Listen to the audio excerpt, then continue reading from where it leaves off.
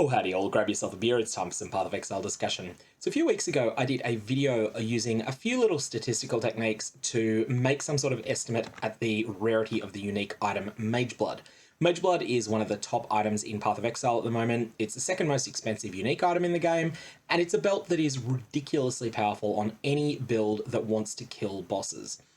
It's absolutely overpowered, and it's something that is ridiculously rare, and that's the only way it's balanced. Like, it's designed to be overpowered, it's designed to be broken, but it's so rare that the idea, at least from a game design perspective for GGG, is that this item is going to be so rare that it's going to have a minimal impact on the game experience for most people.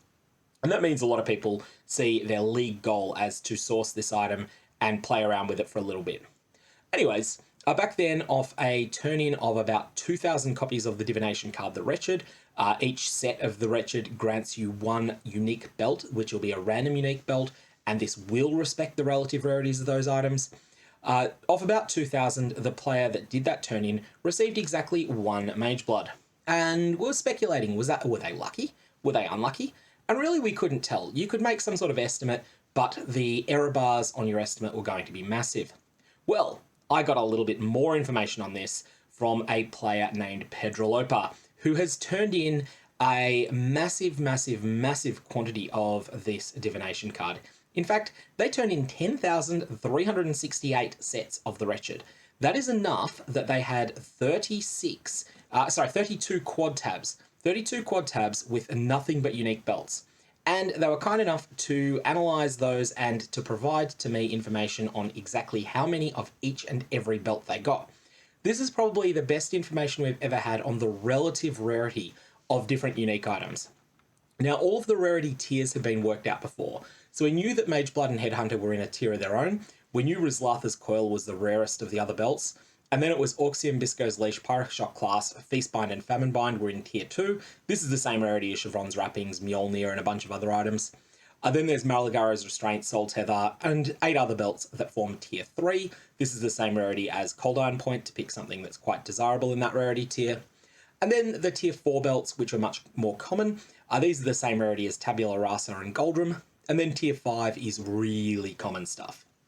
So we had a real sense as to what was in each tier, but this really does corroborate that. The other thing that's interesting is that we can see that where previously, in my previous video, I had speculated that Tier 3 items were exactly 6 times as rare as Tier 4s. I think it seems much more likely now that that it's a factor of 4 between Tiers 2 and 3. Might be a factor of 5 instead, but it's a factor of 4 or 5.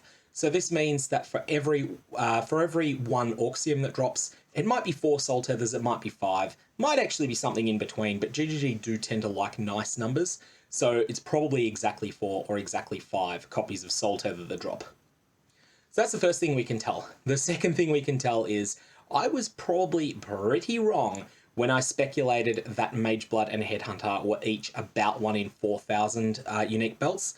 And now I'm speculating that it might be as many as 1 in 10,000. These are much rarer than Ryslatha's Coil. It's not just a small gap between Mageblood and Headhunter and Ryslatha's Coil. It's not even just a factor of 3. We can be fairly confident on that. Now, it's not absolutely ruled out that it's only a factor of 3, but I think we can say it's almost certain to be a factor of 5 or more, and possibly a factor of 10. Between Mageblood and Headhunter, and then Ryslatha's Coil in the next rarity tier. And Ryslatha's Coil is a rare item. Like, this is not an item I see every league or anything like it. Most players will not see Ryslatha's Coil in a given league. It is a pretty rare drop.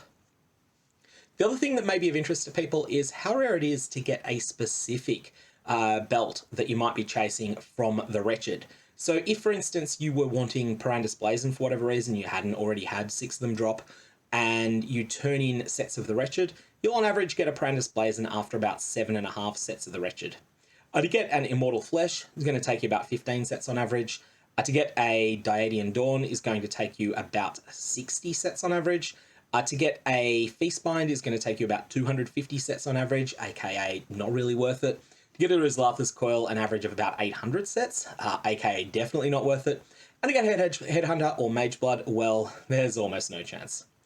Ultimately, what this really comes down to is that the number of Magebloods that will enter the league economy at the moment is pretty tiny, and the best way to get yourself one is to be in Trade League and to find some efficient way to generate currency, and then to purchase a Mageblood from someone who is lucky enough to be one of the very small lucky numbers of people that do get one to drop for them.